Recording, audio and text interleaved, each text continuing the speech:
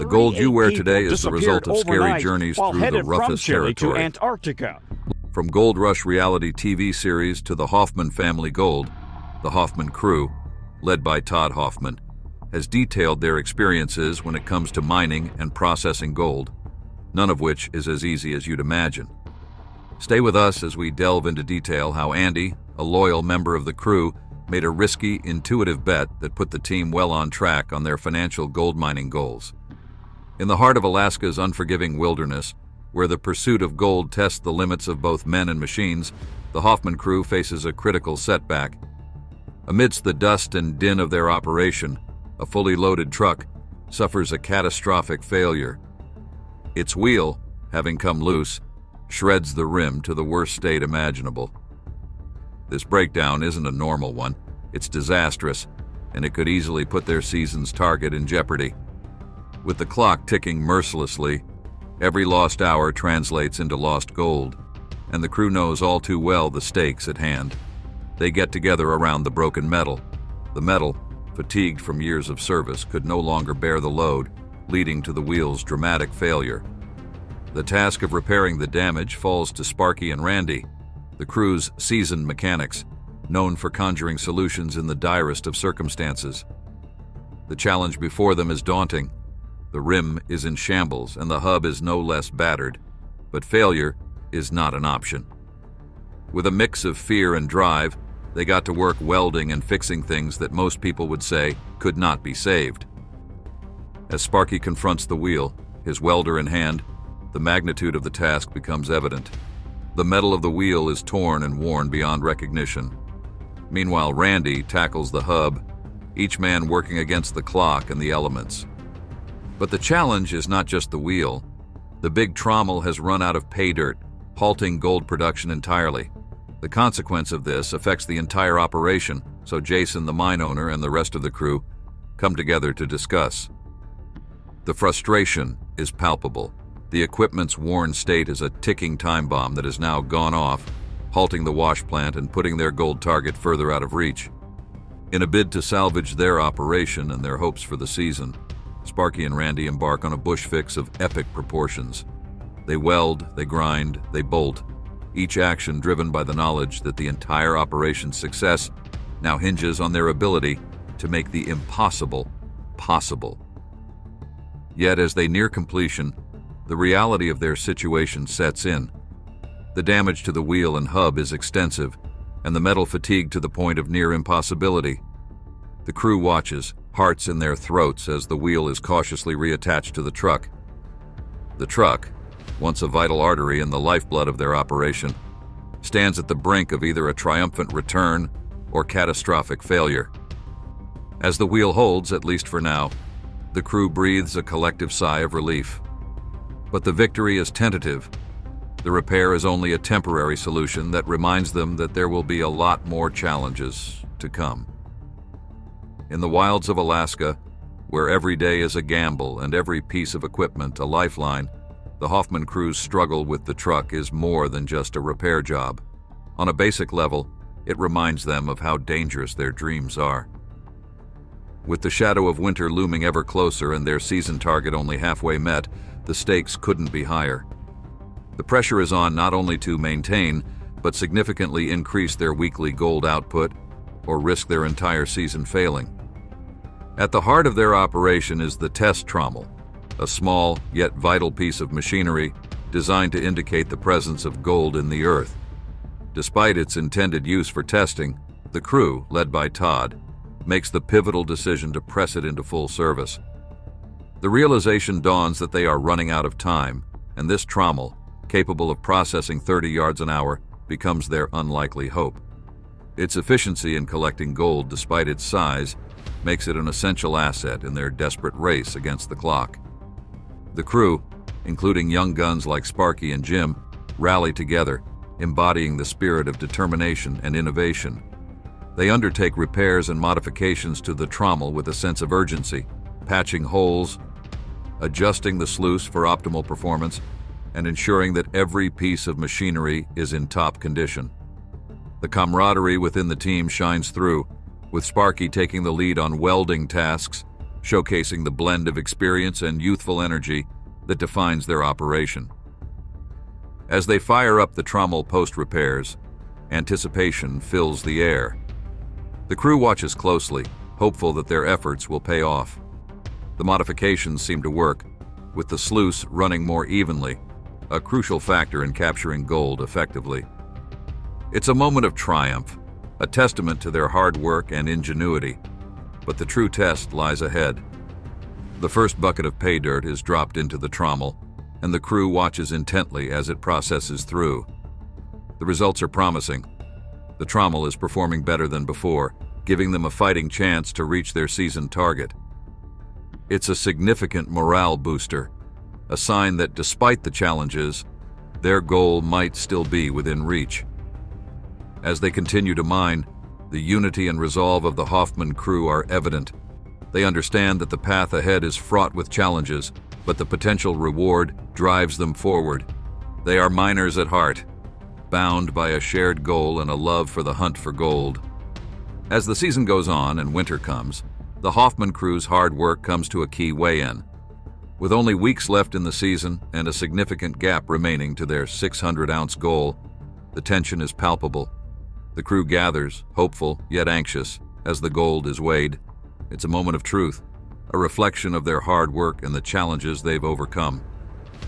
The scale tips in their favor, marking a substantial increase in their weekly output. It's a victory, albeit a small one, in their ongoing battle against time and the elements. The joy and relief are evident among the crew. Their efforts have not been in vain, yet the journey is far from over.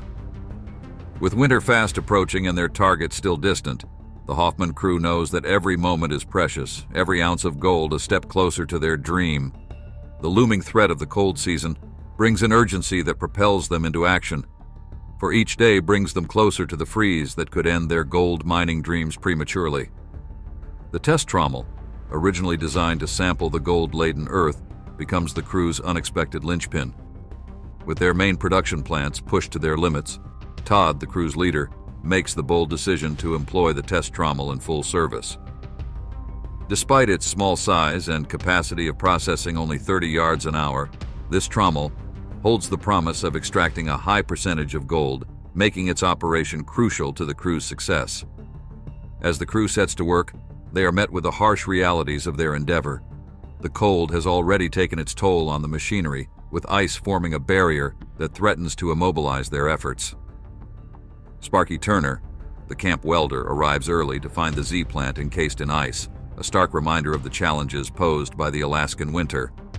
The test trommel itself shows signs of wear and tear, its chains stretched and teeth angled from prolonged use.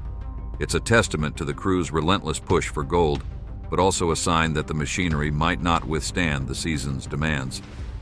In a race against time, they embark on a mission to replace the worn-out parts, scavenging for a new chain and drive sprocket to bring the trommel back to life. As they dismantle the frozen beast, they discover pockets of pay dirt trapped within the machinery, a glimmering hint of the riches that await them. It's a moment of hope amidst the struggle, fueling their determination to repair the trommel. With new parts in hand and a plan in place, the crew works feverishly, welding and assembling under the ever-present threat of freezing temperatures. Yet the elements are not their only adversary. The trommel itself reveals further complications, with holes and broken welds that could jeopardize their efforts to capture the gold. Randy, known among the crew for his mechanical wizardry, steps in to patch the holes, applying his skills to ensure not a speck of gold is lost. As snow begins to mix with rain, the crew's resolve is put to the test. The weather serves as a relentless reminder of the ticking clock, pushing them to work faster, to get the trommel spinning once more. It's a battle against time, nature, and machinery, with the crew's hopes for a successful season hanging in the balance.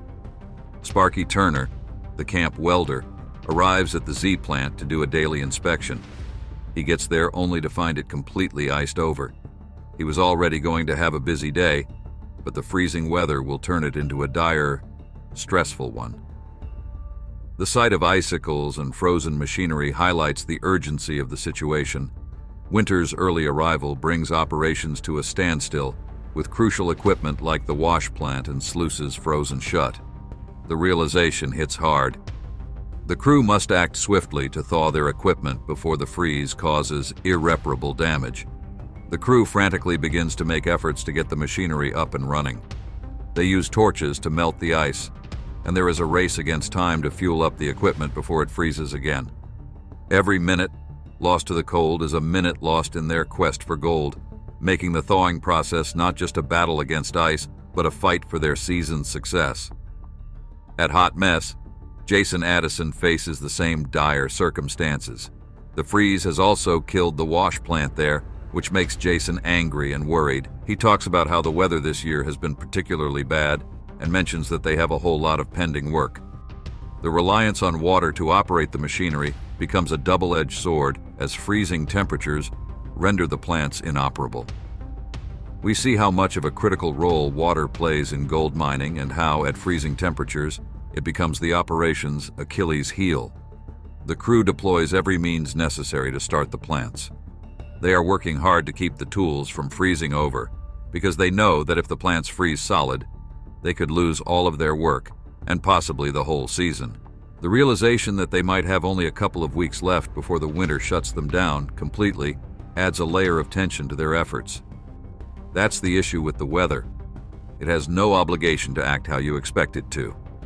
They start up the plant, and for now, it seems to run smoothly. As night falls, the crew prepares for a shift in strategy.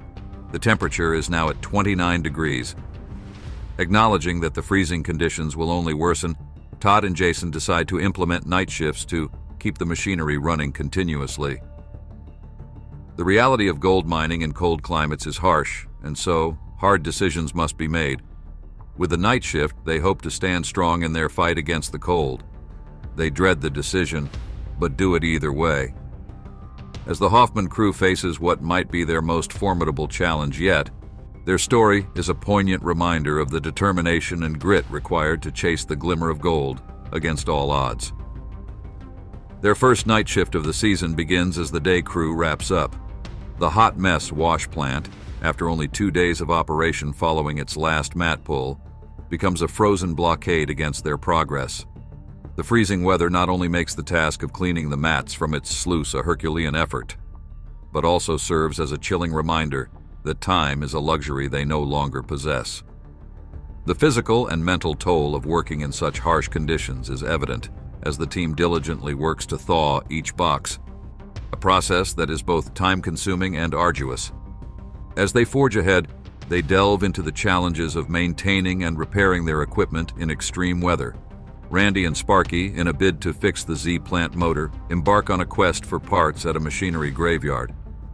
Inspired by their findings, their innovative solution exemplifies the crew's determination and ingenuity. They devise a new mounting system for the motor so that they can keep the plant operational despite the freezing temperatures threatening to halt their progress. The move to a 24/7 operation underlines the gravity of their situation. The crew's exhaustion is obvious, yet their spirits remain unbroken, driven by the promise of gold beneath the frozen earth. The camaraderie and shared resolve to reach their goal underscore the hunt, highlighting the human element amidst the mechanical breakdowns and the battle against nature. As they progress, the tension mounts with each cleanup, as the crew anxiously awaits the gold count, hoping that their efforts will bring them closer to their target. The realization that their machinery is deteriorating as fast as the weather worsens adds a layer of urgency to their mission. The possibility that this season could be their last amplifies the stakes, turning every ounce of gold found into a symbol of hope. Hunter Hoffman embarks on an adventurous journey to Atlas Creek. It's a legendary site untouched since the early 1900s and filled with the promise of abundant gold. As he navigates through the wilderness, the anticipation of discovering untapped riches fuels his motivation to explore. His vehicle is unreliable and he lacks provisions, yet Hunter's spirit of adventure shines through, displaying the determination that drives gold seekers. As he explores, he talks about Atlas Creek, nestled near Joe Creek. It holds tales of astonishing gold yields, tales that sound almost too good to be true, with reports of 70 ounces of gold per 100 yards. Such figures are the dreams of miners, the kind of yields that have fueled countless expeditions and stories of fortune. Hunter reflects on the history of the area, imagining the 300 people who once lived there, braving the harsh conditions without the comforts of modern technology. Yet driven by the mere hint of gold, stumbling upon remnants of the past, Hunter finds evidence of the old-timers' endeavors, an old school pump, a stove, and a handmade rocker box. These relics tell a story of resilience and ingenuity. They speak of miners who crafted their equipment by hand and worked the creeks for every speck of gold. This connection to the past is a reminder of the enduring allure of gold mining that has challenged and fascinated generations. With buckets filled with earth from the creek, Hunter's return journey is filled with frustrations as his vehicle struggles to make it back to camp. Somehow, with a lot of perseverance, he reaches his destination, eager to share his findings with the team. The gold room awaits where Jack Hoffman pans the soil, uncovering gold that surpasses expectations. Each nugget, each speck of gold, is a piece of the puzzle, pointing to the rich potential of Atlas Creek. He shares his findings with the crew, and they're stupefied by how much gold they found. By just shoveling and filtering a seemingly random area of soil, they're able to find gold nuggets so large they say a family can make a fortune out of just picking them from the dirt. This discovery at Atlas Creek isn't just about the gold. It's a link to the past, a confirmation of the legends that have captivated miners for over a century. For Hunter and the Hoffman crew, it represents hope, the possibility of a legendary find that could redefine their fortunes. As they stand at the threshold of this new venture, the legacy of those who came before them is a guiding light, inspiring them to pursue the dreams that glitter in the Alaskan wilderness. Andy and Todd Hoffman uncover what could be a significant breakthrough in their quest for gold. This tale of grit, machinery, and golden dreams begins with the team grappling with a significant setback, their big trommel. A key piece of mining equipment is down. This machine, essential for their gold extraction operations, has halted, cutting their production capabilities in half. As Todd vents his anger at the trommel, he compares it to a person he would face in battle, filling the room with a heavy sense of rage and hopelessness. The mood is grim, the numbers don't lie, and with the trommel out of commission, the crew fears they won't meet their ambitious goal. Yet, amidst the uncertainty, there's a glimmer of hope. The ground they're working on is rich, and there's still time left in the mining season. The team decides to double down on their efforts, running their remaining equipment, the Z plant and the test plant, non-stop, hoping to make up for lost time. As the season's end looms and the harsh Alaskan weather threatens to further complicate their operations, Andy stumbles upon an extraordinary find, a river channel, a geological feature known to harbor rich, placer gold deposits. This discovery could be the lifeline the Hoffmans desperately need. Placer gold, deposited by natural erosion over millennia, nestles within these ancient riverbeds, promising wealth to those who can unearth it. The excitement is palpable as Andy and Todd inspect the site. The bedrock's distinct coloration and the visible layers of river sediment suggest they've found a miner's dream. This ancient river channel, if as rich in gold as they hope, could turn their fortunes around, helping them reach their goal of 600 ounces of gold before the season's end. With only 2 weeks left and the pressure mounting, the discovery of potentially gold-rich pay dirt offers a ray of hope. Still, they don't know if this old river passage will lead them to the gold they're looking for, or if it will just be another obstacle on their long trip. The Hoffmans decide to call in Jeff Keener, a well-respected geologist, to confirm their findings.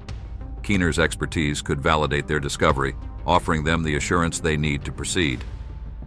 His preliminary assessment is promising, suggesting that they may indeed be on the cusp of uncovering a significant source of placer gold. Motivated by the possibility of turning their season around, the team prepares to run a day's worth of trucks through the site, a decision fraught with risk but necessary. As they begin, the unpredictable Alaskan weather throws another obstacle in their path: snow. Yet the Hoffmans are undeterred. They've faced challenges before, and this is just another hurdle on their path to gold. The arrival of Jeff Keener brings a new level of expertise to the operation. Together, they explore the site, discussing its potential and strategizing on the best approach to mining this ancient river channel. The hope is that this discovery will lead to the big cleanups they've been dreaming of, fulfilling not just their financial goals, but also creating a memorable experience for the family. Beneath the soil and rock lies a fortune waiting to be claimed. In the wilderness of Alaska, amidst the snow and the steel of their machinery, the Hoffmans continue their quest, driven by the dream of striking gold. The team is conducting a series of test pans across various sites in a bid to locate a gold-rich area that could redefine their season's trajectory. Test number 3, despite initial reservations due to its composition of organics and clay, reveals an encouraging presence of gold, including both fine pieces and larger nuggets that could be picked up by hand. The excitement is palpable as this test hints at the untapped potential beneath their feet, sparking hope among the crew. As the crew deliberates on their next move, they face the daunting reality of their situation. Time is running out, and decisive action is needed. They review the results from 4 different locations, weighing the viability of each. Despite the promising signs from test number 3, there's a compelling argument to prioritize areas with more immediate returns. Jason, the voice of pragmatism, urges the team to focus on known quantities rather than gamble on the uncertain potential of the ancient river channel, underscoring the urgency to capitalize on guaranteed gold to meet their season's goal.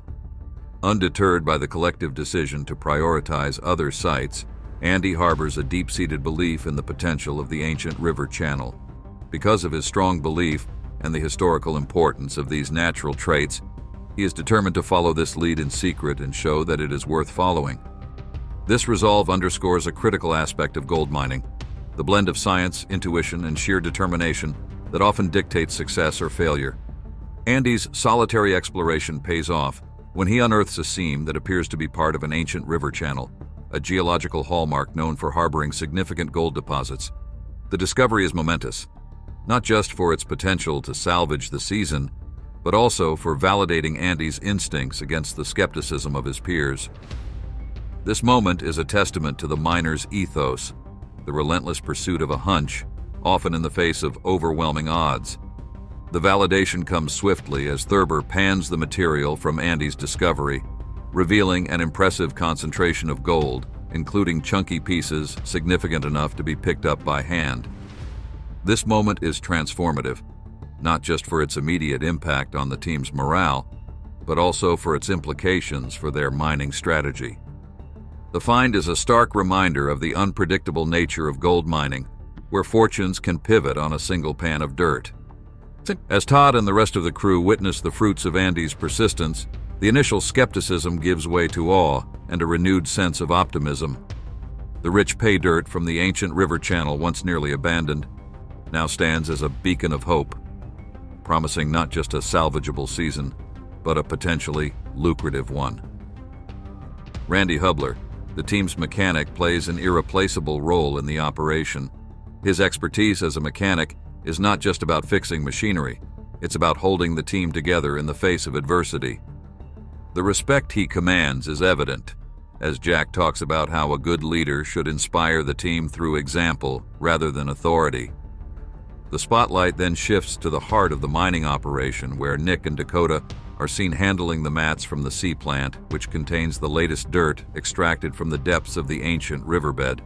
The anticipation builds as they unveil gold-laden mats, a testament to the rich pay dirt beneath their feet. This moment is a morale booster for the team, reinforcing their belief that their hard work is not in vain. However, the journey is fraught with obstacles. Todd's visit to his mechanic highlights the relentless pressure the team is under. The mechanic's frustration is better understood as he recounts the endless repairs and challenges he faces daily. The emotional moment when Todd begs the worker to keep going is a powerful reminder of how important he is to the operation's survival. Let's turn our attention to the gold that Andy found at the old stream. The excitement is tangible as the wash table reveals a bounty of gold, a clear indication that they've hit a rich vein. This find is not just a win for the team, but a vindication of Andy's instincts and decision-making. It's a moment of validation, as the yield from the deep part of the ancient cut proves to be exceptionally high, offering a glimmer of hope in their quest for gold. The weighing of the gold, a rite that holds both the promise of reward and the truth of their work, is the conclusion of their efforts. The scales tip in their favor, revealing an astonishing 5.1 ounces of gold per 100 yards mined from the river channel, a pile worth almost $90,000. The joy and disbelief shared among the team members encapsulate the essence of their struggle and the potential for a turnaround in their fortunes. The team reflects on their journey, from the challenges they've overcome to the milestones they've achieved. The pile of gold they've amassed is not just a testament to their perseverance, but a stepping stone towards their goal. With renewed vigor and a clear path forward, the team stands on the brink of achieving their target, a testament to their hard work, determination, and the unyielding spirit of adventure that drives them.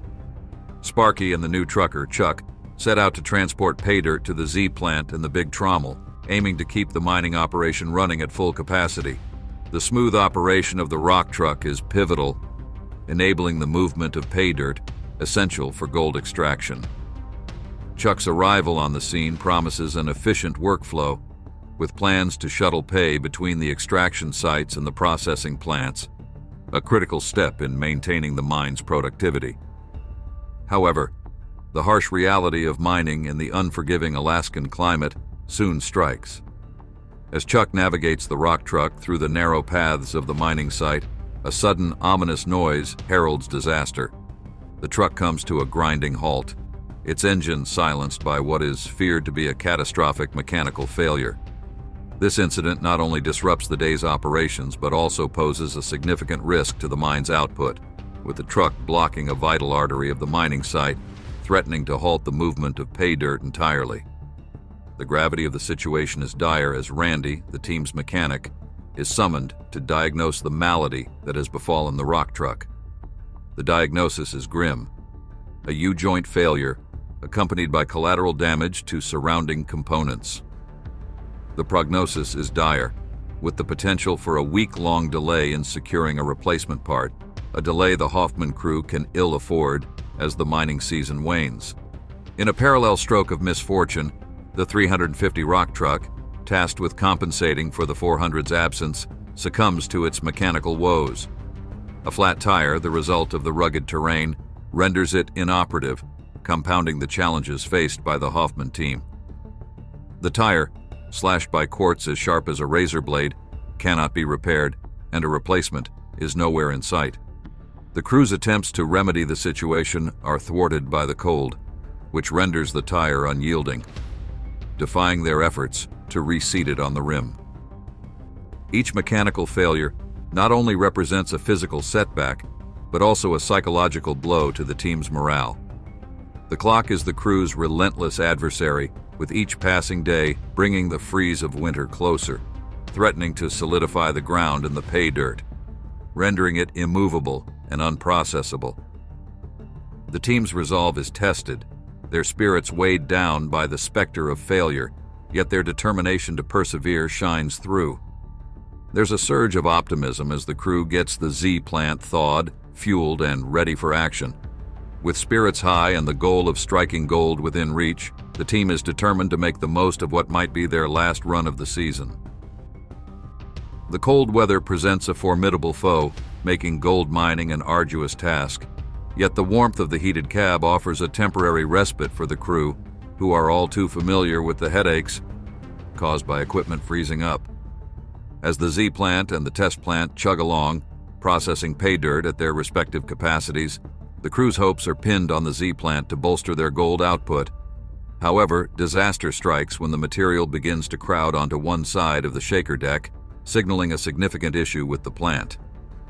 Nick, Dakota, and the go-to expert Sparky quickly realize that a structural failure in the plant's framework is causing the imbalance, a problem that seems insurmountable under the current conditions. With the Z plant down and unable to be repaired due to extensive damage and welding on top of old welds, the crew is forced to make a strategic pivot. They decide to transfer resources to support the operation of the big TRL, another plant that has yet to run since the season's first freeze. This move underscores the precarious nature of gold mining, where the success of an entire season can hinge on the reliability of machinery. In a race against time and the impending freeze that threatens to halt their operations entirely, the crew works diligently to relocate the orange pump from the Z plant pond to the big trommel pond. This effort is critical to ensure a sufficient water supply for the big trommel. The crew cleans out the Z plant for the last time, marking the end of an era for the team. The focus shifts entirely to the big trommel, their last bastion of hope to reach their gold target before the harsh Alaskan winter shuts them down. With every member of the team aware that there is no room for error, the big trommel must keep running to prevent freeze-ups and breakdowns. As they enter their last week with a significant goal still to meet, the team's unity and perseverance shine as their most valuable assets in the relentless pursuit of gold. As their fuel runs out and the cold makes them less likely to be able to work, the pressure builds as they try to reach their lofty 47-ounce gold goal. The anticipated fuel delivery cannot make it through the icy pass, leaving the team with a limited fuel supply. The smaller of their two fuel tanks is full, providing a meager lifeline of approximately 600 to 700 gallons, supplemented by an additional 1,200 gallons in a white fuel truck. This precarious situation forces the team to conserve enough fuel to ensure they can leave the site once their mining season concludes, emphasizing the stark reality of their isolation and the critical role of logistics in their operation. As it gets colder, the team's determination is put to the test even more. They wash the final mats from the test plant, containing concentrate from the ancient river channel. Inside the heated cleanup room, Jack and Jim tackle the season's final cleanup, hoping it contributes significantly towards their 47-ounce shortfall. The process is laborious and fraught with anticipation, as every ounce of gold extracted is crucial to their goal. However, the first results are disheartening. Only 7.3 ounces are retrieved, far from the hopeful yield.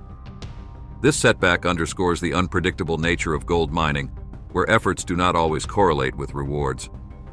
Despite this, the team's spirit remains unbroken, fueled by a blend of faith and determination. The looming winter and dwindling resources heighten the drama, encapsulating the essence of their struggle against nature and time. The team gathers for the final gold weigh-in, a moment laden with expectation and anxiety.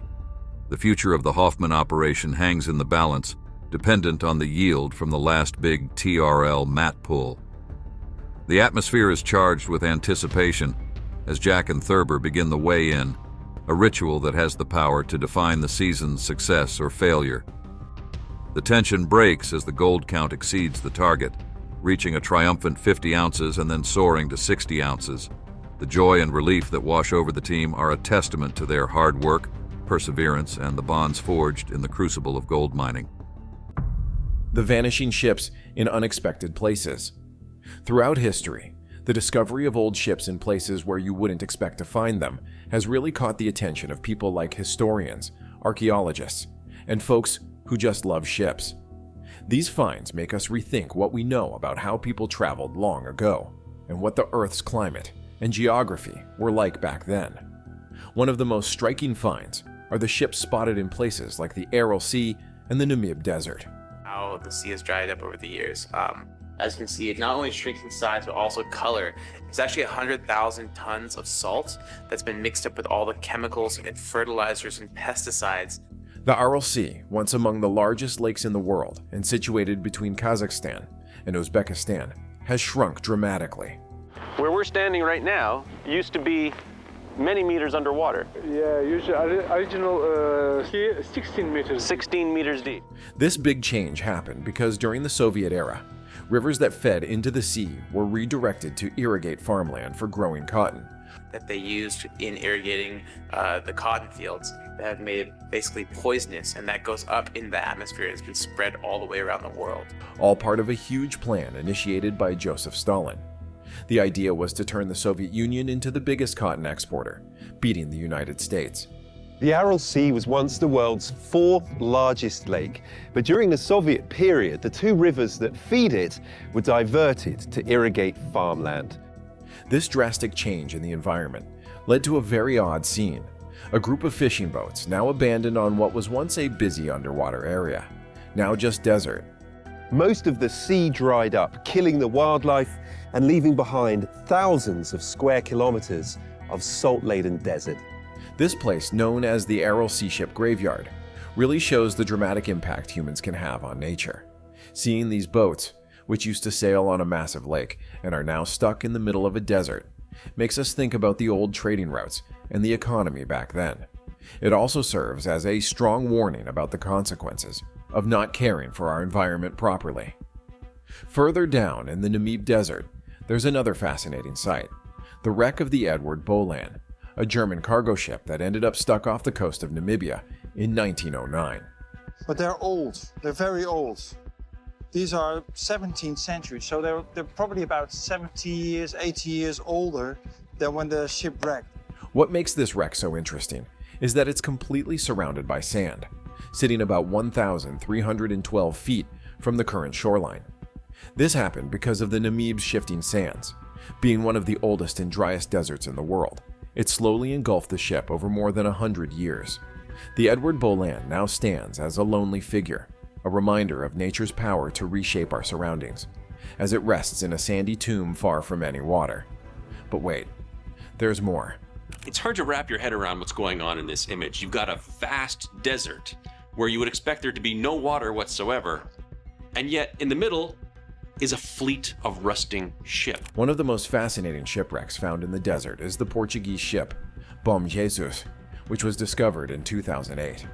Researchers found bits of rotting wood and metal that led them to an amazing discovery, a ship that had been missing for 500 years.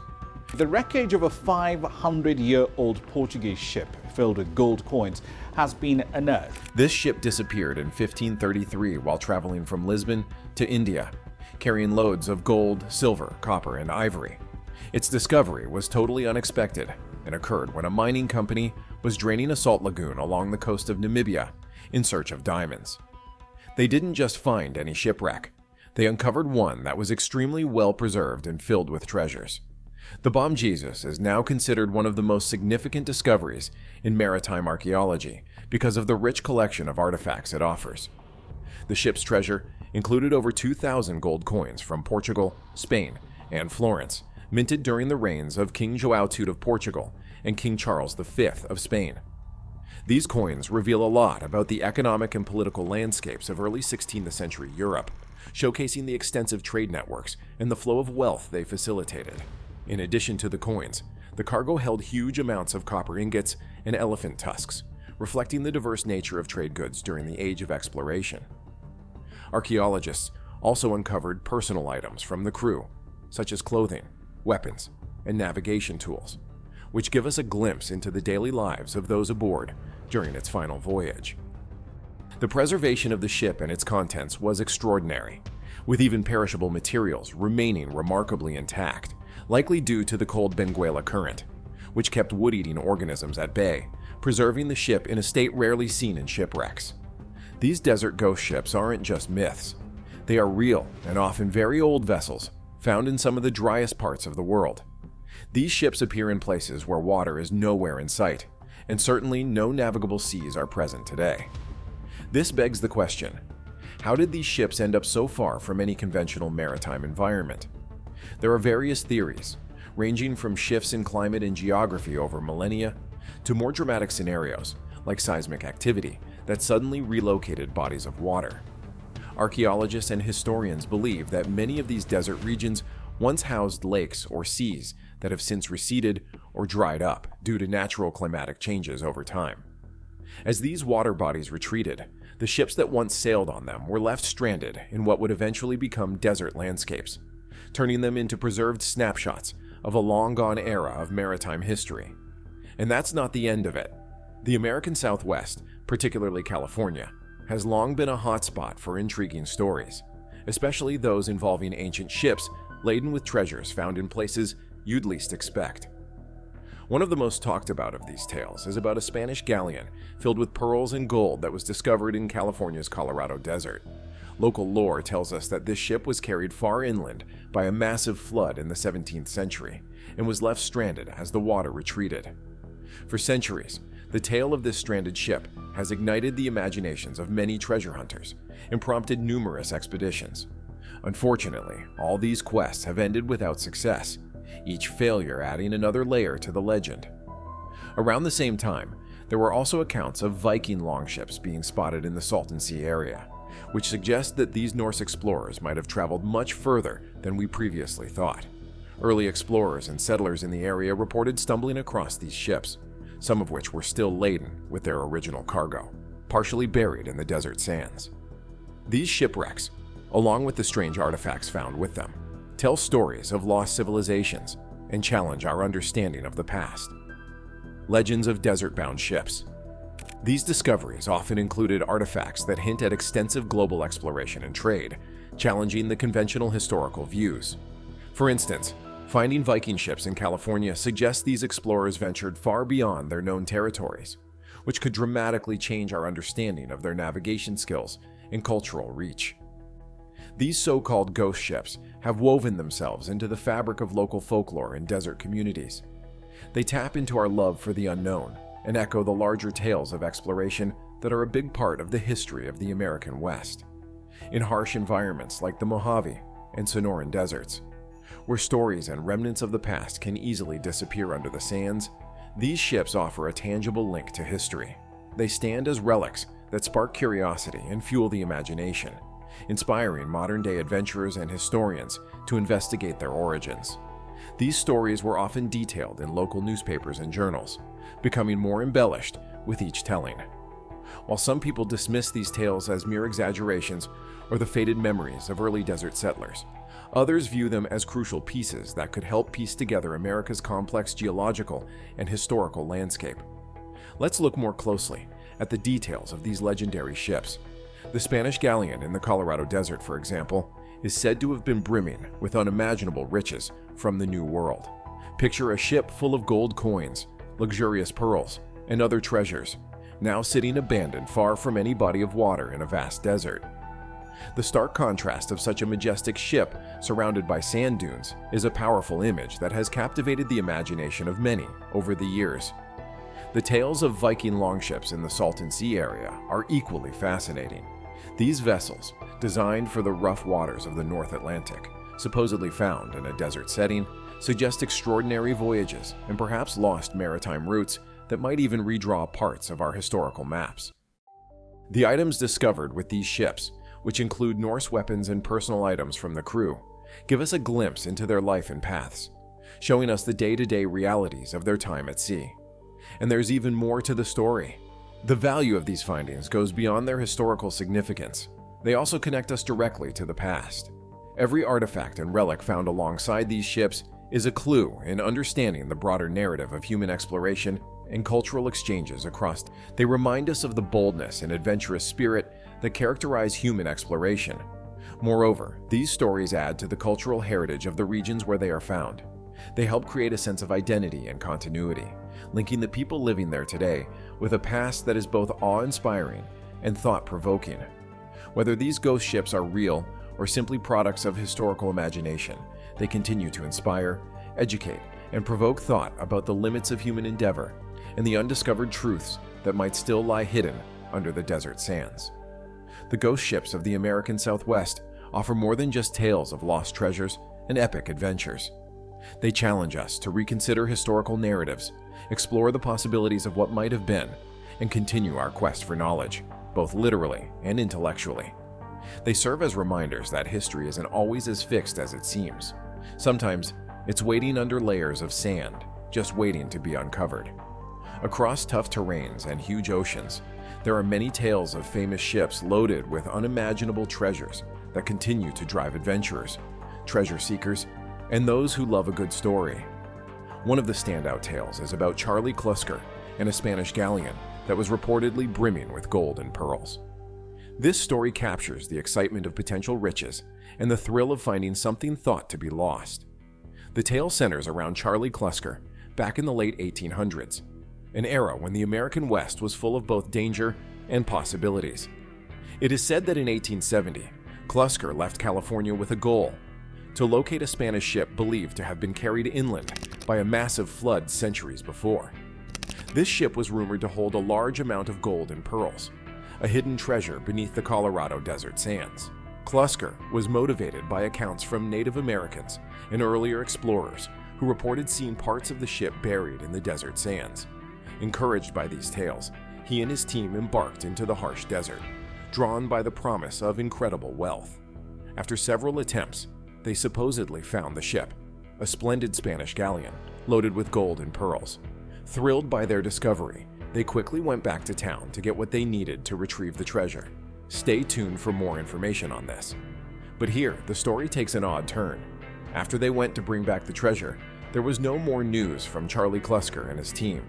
What happened to them and the treasure they found is still one of the big unresolved stories from the American West.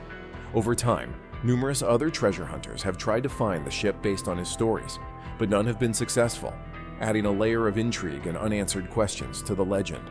Charlie Klusker's tale isn't the only story about strange ships in the desert. History is filled with various reports of legendary ships seen in deserts around the world, each linked with stories of vast riches and often the unexplained vanishing of those who went looking for them. Digging deeper into these tales, even more amazing details come to light, revealing hidden parts of our history. Desert ghost ships and their stories. These stories usually include themes of treasure ships that seem to appear and disappear in the desert, almost as if the desert itself wants to keep these riches hidden. Take, for example, another famous story about a Viking ship seen in California's Salton Sea area, said to be loaded with precious artifacts. Those who have tried to find this ship typically return with nothing if they return at all. The severe conditions of the desert and the elusive nature of these stories have led to many people disappearing without a trace, their stories becoming as much a part of the legend as the treasures they were after. What keeps people looking for these lost desert ships and their hidden treasures? It's not just the chance of finding wealth. These stories also tap into a deep, almost instinctive pull towards the unknown and the excitement of potentially discovering something new. Each story about a forgotten ship carries the promise of uncovering a bit of history, taking us back to a time when much of the world remained uncharted and waiting to be explored. These stories strike a chord with the adventurer in each of us, the part that's eager to venture into uncharted areas and solve tough challenges.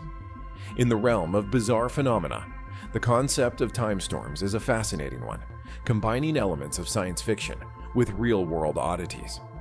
Popularized by the researcher Jenny Randles, time storms are thought to be intense disturbances in the space-time continuum that could result in objects and people being moved through time and space. This theory grabs our imagination and provides a unique way to explain some of the more bewildering occurrences, like ancient ships appearing in deserts far from any bodies of water. The idea is that under certain circumstances, disturbances in the Earth's electromagnetic field could open temporary breaches in the fabric of space and time. And that's not all of the story. According to Jenny Randles, these disturbances could have enough force to transport objects and individuals across different eras and places. Drawing on quantum physics and electromagnetic field studies, the theory suggests that these storms might be triggered by unknown or uncontrollable factors such as intense energy releases, geological events, or experimental human activities. Time storms are described as sudden, unpredictable, and confined to a small area. They might present themselves as illusions that affect our senses of sight and hearing, feelings of being physically distorted, or even alterations in the actual setup of our surroundings. These characteristics make time storms tough to research and even tougher to prove. Yet they offer a fascinating potential explanation for events that conventional science struggles to understand. The application of the time storm theory to explain ancient ships found in deserts is particularly intriguing. It's really insane to see the ships just died there. Maybe they could be swimming still for another. Traditional explanations usually point to changes in climate that might have caused bodies of water to recede, leaving ships stranded in what are now dry lands. However, the time storm theory provides a radical and imaginative alternative. What if these ships weren't just left behind by receding waters, but were actually transported from their original time and place by a tear in the space-time continuum? This hypothesis, while highly speculative, is supported to some extent in scientific discussions and provides a thrilling possibility that challenges our usual understanding of such phenomena. The concept of time storms originates from the field of theoretical physics, which includes the discussion of phenomena like wormholes and other space-time distortions. These intriguing ideas suggest that under certain conditions, unexpected phenomena, such as ships appearing in locations where they absolutely shouldn't, like deserts, could potentially occur. Imagine a scenario where a ship from ancient times is swept up by a time storm, causing it to vanish from its original time and then reappear centuries later in a desert, miles away from any water. This theory is thrilling because it mixes the excitement of science fiction with unusual real-world happenings that we can't easily explain. It pushes the boundaries of our understanding and challenges us to think about new ways to explain events that defy logical explanations. The time storm theory is particularly appealing because it resonates with elements common in science fiction, where characters and objects undergo unexpected travels through time and space. Moreover, this theory encourages a collaborative, multidisciplinary approach to studying these strange events, integrating meteorology, physics, geology, and history. This method opens up new possibilities for exploration and understanding, offering a fresh perspective on phenomena that might be ignored or hastily dismissed by more conventional scientific methods. Keep watching for more about this. However, as fascinating as the theory of time storms is, it faces substantial challenges, mainly due to the lack of solid, observable evidence.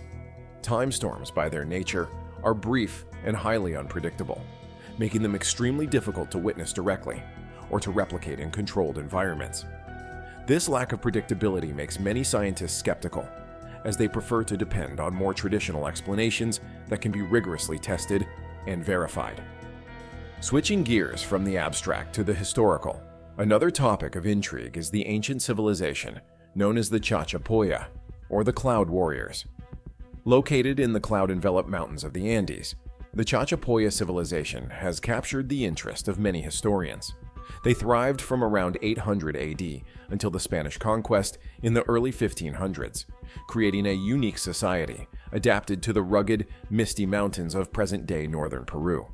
The Incas named them Chachapoya, believed to mean cloud people, reflecting their homes often hidden in the dense mists of the Amazonas region.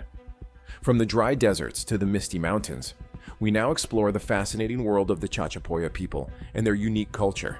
The Chachapoya, life in the clouds. Their geographic isolation provided a natural fortress, helping the Chachapoyas preserve a distinct cultural identity. They are particularly noted for their sophisticated stone architecture and complex burial practices, which stand out from those of their regional contemporaries like the Inca. Living at altitudes often exceeding 1.8 miles, the Chachapoyas mastered their demanding environment, turning it into both a shield and a challenge. The Chachapoya society was well organized into a hierarchy that included skilled warriors, diligent farmers, and talented artisans.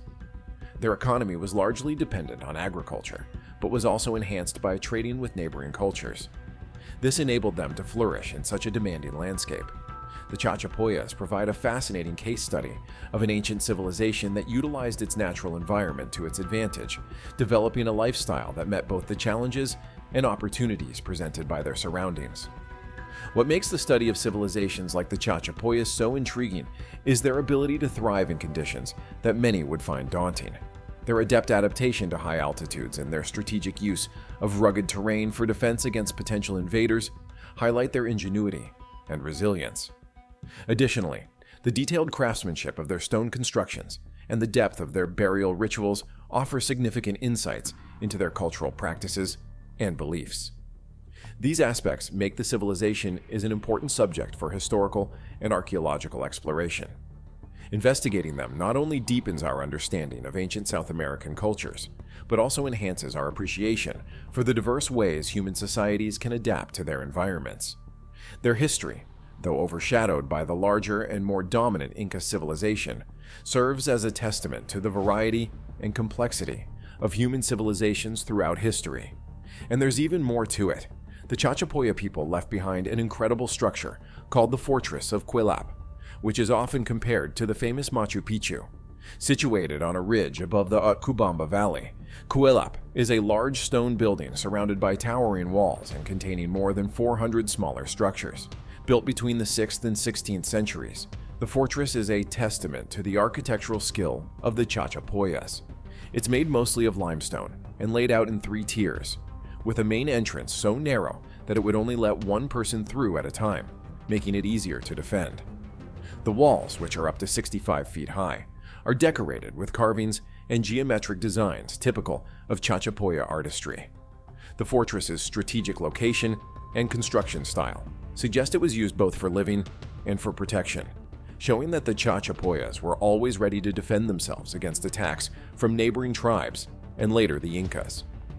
The Chachapoyas are also known for their unusual funeral traditions, especially how they preserved their dead, which was quite different from other ancient cultures like the Egyptians. Instead of removing organs and using drying agents, the Chachapoyas made use of their region's cold and damp climate to naturally preserve bodies. They usually positioned their mummies in a seated posture, with knees bent toward the chest, wrapped tightly in fabric. These wrapped bodies were then placed in either wooden or clay coffins, and often positioned high up on cliffs or inside cave systems, far off the ground. This placement protected the remains from wild animals and thieves, and it also reflected a belief that the dead continued to watch over the living from high above. Some of these coffins even feature carvings that look like faces or figures, which could represent either the people inside them or gods they were meant to honor. But wait, there's still more about this. Down in the small village of Lapakshi in the southern Indian state of Andhra Pradesh, there's another fascinating piece of architecture called the Hanging Pillar, part of the Lapakshi temple, which is devoted to Virabhadra, a fierce form of the Hindu god Shiva. This temple is known for its stunning craftsmanship. Built in the 16th century, the temple is famous for its detailed sculptures and wall paintings that depict various stories from Hindu myths. Among the temple's 70 pillars, one stands out because it doesn't touch the ground completely, creating a small gap underneath. This feature is not only a brilliant display of ancient engineering, but also a focal point that draws interest and admiration from visitors and scholars alike. The Hanging Pillar highlights the skill and creativity of its builders and adds to the captivating atmosphere of the temple, making it a must-see for anyone visiting the area. This pillar stands out as an incredible feature of the temple because it doesn't fully touch the ground. There's a clear gap between the bottom of the pillar and the floor, big enough to let things like cloth and paper pass underneath, proving it doesn't support any weight. The construction of this pillar is a highlight of architectural genius. It's thought that the temple builders achieved this amazing design by precisely cutting stones and understanding how to distribute weight effectively. This method allowed the pillar to remain suspended and kept the whole structure stable, showcasing an advanced understanding of how to build strong, enduring structures well ahead of their time. Looking closer at their history, we uncover the wonders of their ancient buildings, the stories they hold, and the incredible stories they tell about the past. The magic of the Hanging Pillar. There are various stories and guesses about the reason behind the construction of the Hanging Pillar. One popular story suggests that the pillar was intentionally designed this way to demonstrate the ingenuity and expertise of the temple's builders. It stands as a testament to the sophisticated architecture of the Vijayanagara period and poses a challenge to future generations to understand how it was constructed. Another theory posits that the pillar was fully grounded initially, but an earthquake or some other natural event caused it to shift slightly from its original position. However, there's no concrete historical documentation or geological evidence to strongly support this theory, which leaves people guessing about the true reason behind the pillar's current state. The narrative of the Hanging Pillar became even more captivating during the period of British colonial rule in India. According to local tales, a British engineer, intrigued by the design of the pillar, tried to uncover the mechanics behind its support structure. He attempted to dislodge the pillar to gain a better understanding of how it was constructed. Contrary to his expectations, the pillar was not anchored deeper into the foundation, nor did it collapse when tampered with. Instead, his meddling is believed to have slightly shifted the pillar. Although this didn't compromise the overall stability of the temple, it altered the pillar's position somewhat. This incident didn't simplify the story of the pillar. Rather, It added another layer of intrigue, enhancing its status rather than reducing it. The temple and its hanging pillar weathered this intervention, further cementing its reputation as an ancient engineering masterpiece. Today, the hanging pillar of Lepekshi is celebrated as a key piece of cultural heritage and a marvel of ancient engineering. It continues to attract architects, historians, and tourists from around the globe who come to admire its unique design and speculate about how it was built. The pillar serves as a symbol of the creativity and vision of its original builders, representing a time when architectural ambitions knew no boundaries, and the quest for excellence in both art and construction was of utmost importance. And that's not all of it. The Cerne Abbas giant, a fascinating figure carved into the hills of Dorset, England, stands at a remarkable 180 feet tall and 167 feet wide. This impressive hill figure shows a naked man holding a huge club, and it's made by digging trenches filled with chalk to outline his shape. People have long wondered about why and how this figure came to be, making it a significant and intriguing part of the landscape and a key point of cultural and historical interest. Locally known as the Rude Man or the Giant of Cerne, the origins and purpose of this figure are not clearly known, and this uncertainty adds to its intrigue.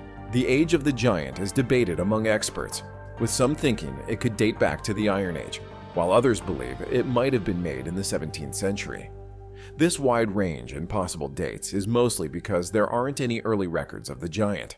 The earliest mention was in the churchwarden's accounts of St. Mary's Church in Cerne Abbas in 1694. There are several theories about why the giant was created. Some scholars think that it might be a depiction of the Roman god Hercules, which fits with Roman practices of carving figures into landscapes. Another theory is that it was made during the English Civil War as a satirical representation of Oliver Cromwell, humorously referred to as England's Hercules. According to this view, the giant was created as a political satire, reflecting the conflicts of the time it was made. The Cerne Abbas giant is also famously associated with fertility, likely because of its prominent masculine features, and phallus, symbols of virility and reproductive power. Local folklore says that if a woman who wants to have children sleeps on the figure, or if couples have intercourse on it, they will be blessed with fertility and children. This has made the giant a popular spot for those hoping to start a family, and its reputation as a fertility symbol is still strong today. In addition to these beliefs, the giant has played a role in local customs and traditions, particularly during May Day celebrations. Historically, young women would dance around the giant to improve their chances of finding a partner and having children, linking the figure with community practices and local identity. Now, the Cerne Abbas giant holds significant cultural importance. It is protected as a scheduled ancient monument and managed by the National Trust. The figure is a major attraction, drawing visitors from around the world who come to see its size and think about its historical context. People are intrigued by its impressive presence and the ongoing discussions about its origins and meaning. Stay tuned for more about this. As a focal point for tourists, the giant offers more than just a glimpse into the past. It serves as a bridge to a time when expressions of art and cultural symbols were literally carved into the environment, showing a deep human desire to leave a lasting impression for future generations. Whether seen as a symbol of ancient religious practices, a political statement, or a source of fertility, the Cerne Abbas giant stands as a powerful example of human creativity and cultural complexity. It encourages ongoing conversations among historians, archaeologists, and those interested in culture, acting as an open history book, inviting everyone to consider what life might have been like when it was created. It also prompts us to think about how it has shaped the beliefs and traditions of the local community over centuries. While we may never fully understand the true intentions and origins behind the Cerne Abbas giant, its role as a captivating and respected figure in history and culture is undeniable, resonating through the ages as a striking emblem of historical and cultural significance. Did these ships truly sail the desert sands? Or is there something more to their story that we haven't uncovered yet? Could ancient civilizations have known something we don't? Tell us what you think, and remember to like and subscribe for more.